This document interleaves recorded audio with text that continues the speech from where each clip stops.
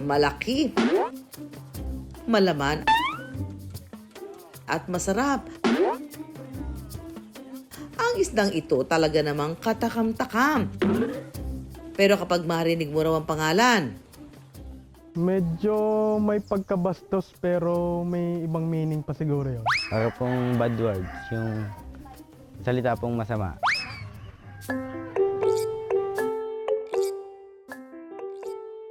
ang flatfish o halibut na ito kung tawagin tampalpuke, nabibihira lang daw sa ating bansa. Sa isang lutuin, ating pagsasamahin tampalpuke at malaswang pagkain. Ayan mga ka-wonder, espesyal ang ating lulutuin ngayong araw dahil ang putahing ito ay isa sa mga sikat na ulam sa Bisaya, lalo na sa mga Ilonggo. Ang tawag dito ay laswa. Pero hindi siya malaswa dahil patok na patok ito sa Kabisayaan. Hello, good morning! Welcome to the farm! Kilala sa kanyang mga nakatatawang videos at hear it online. Pati na rin sa pagsusuot ng kakaibang mga damit na gawa sa prutas at gulay. Huwag kayo umorder, no?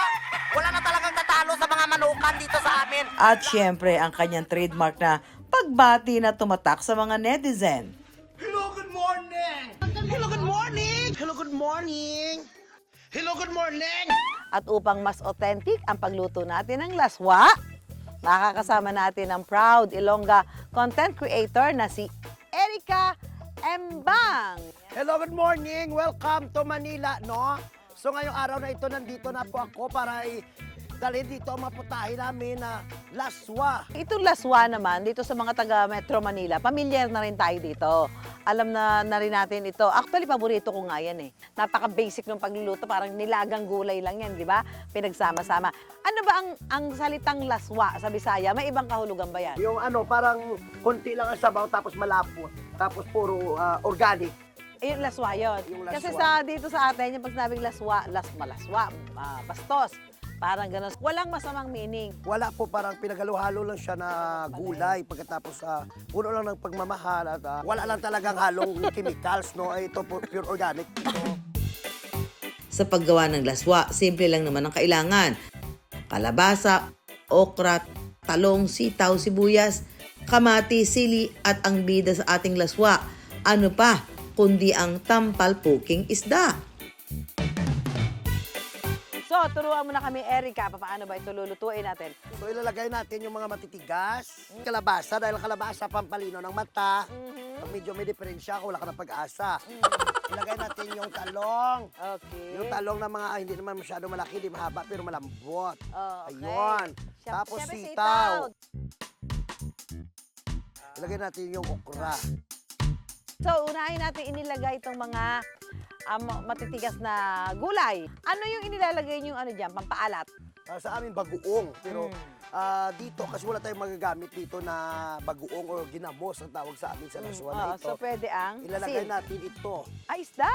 Oo, ito yung pinaka nagulat nga ako kung anong isda ito kasi tampalpuki daw ito, ma'am. Oo, pero masarap yung isda na yan. Parang first time ako nakakita nito. Hindi ba ilalagay din ito? Opo, Hindi paghalo-halo pwede na yan. nalagay, di ba? Oo, paghalo-halo na yun kasi ganyan sa amin. Okay. So, ikaw mama, madalas magluto nito? Wala talagang ano sa inyo ang laswa? Walang Wala kasi lahat ng mga matatanda. Sang lula ko namatay, ito kinakain. Edad niya 96.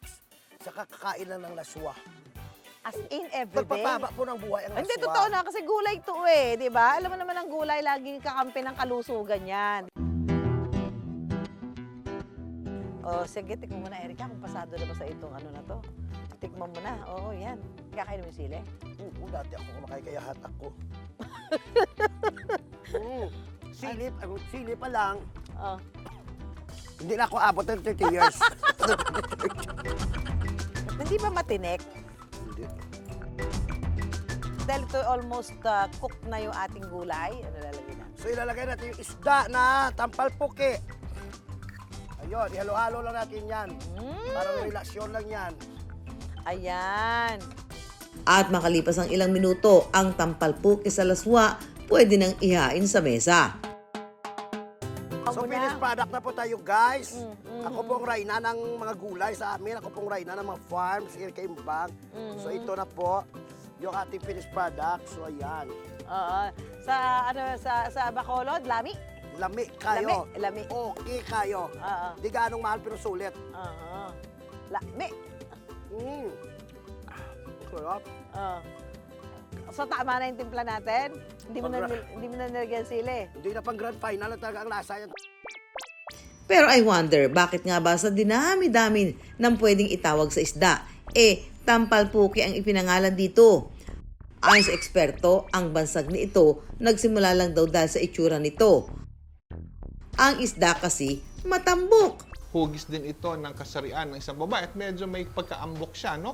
May pagkamakapal siya ng ganoon. Kaya from then on, yung katawagan na ganoon actually nabuo lamang ito sa sa umpukan ng mga kalalakihan ng mga may asawa sa isang inuman na kapag sila ay nagbibidahan at nagkukwentuhan at napag-uusapan nila, dahil syempre pare-pareho silang mga lalaki, so iniugnay nila yung mga bagay na yon doon sa sexualidad na kanilang din na nararanasan. Agaw pansin man ang pangalan, ang sarap ng isdang ito hindi matatawaran.